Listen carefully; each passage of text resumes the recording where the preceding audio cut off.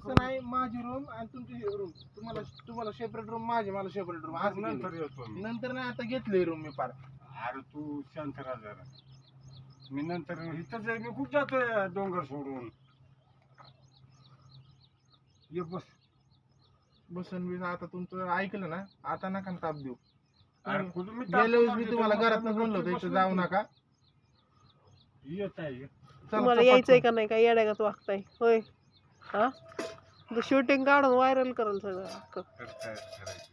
तुम्हाला यायचंय का नाही येड्यागत काय नंतर करता येतो ना मी. एकटे का म्हणून राहायचंय पण तुम्हाला इथं आम्ही नाहीये का कोण आमच्या बरोबर राहा ना. अरे हा?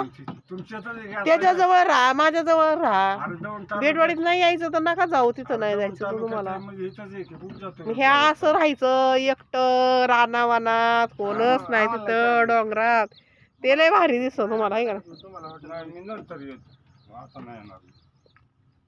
ह्यो, ही काही दरबारीने भाजी आणि चपात्या आम्ही काय केलेलं पिठाला आळ्या लागून देऊ काय?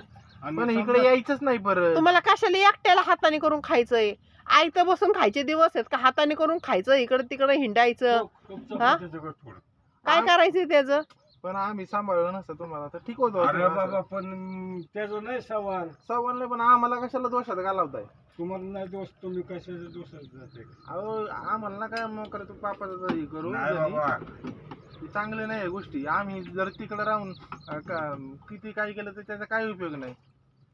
आम्हाला आमच्या सुखात बी तुम्ही पाहिजे ना, आमच्या दुःखात पण तुम्ही आम्हाला पाहिजे. सगळ्या करतात तिथे डोंगरावर.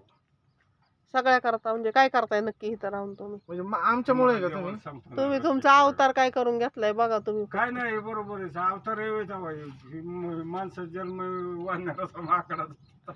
अहो पण असं वागून काय मिळणार आहे तुम्हाला. अरे काय नाही बाई मिळत.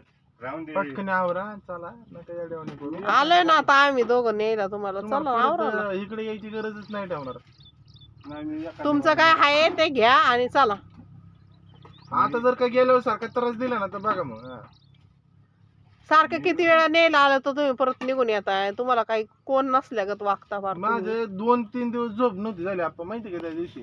मी झोपले तर तुम्ही दंबी काढा ना. 2-3 दिवस माझे इतके त्रास झालता मला, म्हणलं त्या दिवशी झोप आता तुम्हाला दम निघाला. मी झोपीत असताना निघून आले. ऐका ना मी